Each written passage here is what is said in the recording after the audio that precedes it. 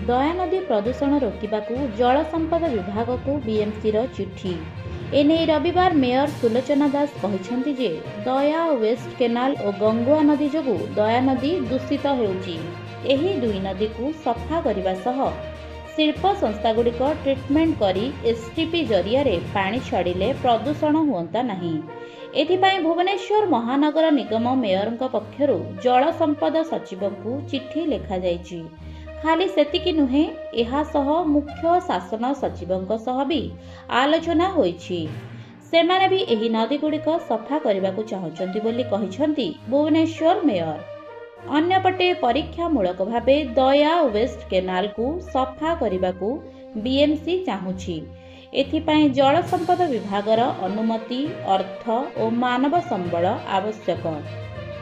BMC निज अर्थरे पलाशुणी पाखरे 100 metre सफा करुछि, जहा जरियारे सबुजिमा रहिबा सह अलिया आसिबो नाही। तेबे अनुमति मिलिले दया वेस्ट परे गंगुआ भी सफा करिवे। एसटीपी और एफएसटीपी भी चालू अछि। ओडिशा प्रदूषण नियंत्रण बोर्ड को अनुरोध जे सेमाने मंचेश्वर थिबा शिल्प संस्था को अलिया न छाड़िबा नै तागिद करिवे।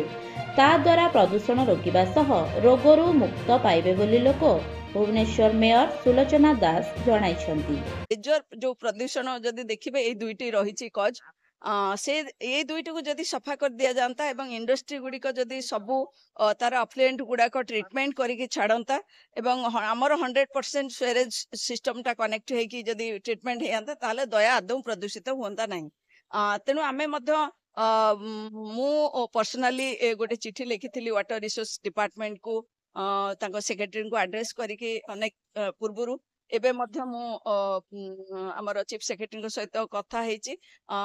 तो से माने मध्य चाहूचंती जे दया वेस्ट केनाल एवं गंगुआ दुईटी को सफा करिया पई एक्सपेरिमेंट बेसिस रे आमे दया वेस्ट जदि हमको परमिशन दिया जीवो से मान न करि परचंदे आमे मध्य करिवो।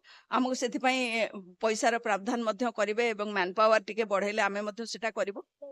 तो हमको परमिशन दबा पूर्व मध्य आमे 100 मीटर बीएमसी पैसा रे दया वेस्ट केनाल पलाशुणी पाखरे आमे 100 मीटर जगह को गोटे सुंदर करके आमे देखौछु केमिति ता भितरु सिल्ट रहइबो नै, साइड गुडिक केमिति अनऑथराइज कंस्ट्रक्शन रहइबो नै, कोनसे अलिया रहइबो नै, ग्रीनरी हबो एवं परवर्ती पर्याय जदि पानी आसीबो केमिति सुंदर रहइबो। गोटे 100 मीटर दया वेस्ट केनाल आमे गोटे माने एग्जाम्पलरी ये नै कि ताको गोटे करूछु, जोटा सरकार पाखरे आमे रखिबु से प्रस्ताव। जदि सरकार राजी हेबे परमिशन देबे ताहले दया वेस्ट केनाल एवं तार आवश्यकीय अर्थ मध्य जोगेबे ताहले आमे दया वेस्ट केनाल एवं परवर्ती पर्याय गंगुआ मध्य सफा करने चेष्टा करूँ।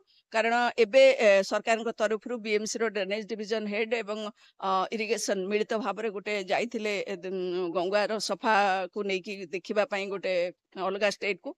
तेणु से देखिक आम समस्ते चाहूँ जमी आमर एसटीपी और एफएसटीपी सबुगुड़िक चालू हो जाइए।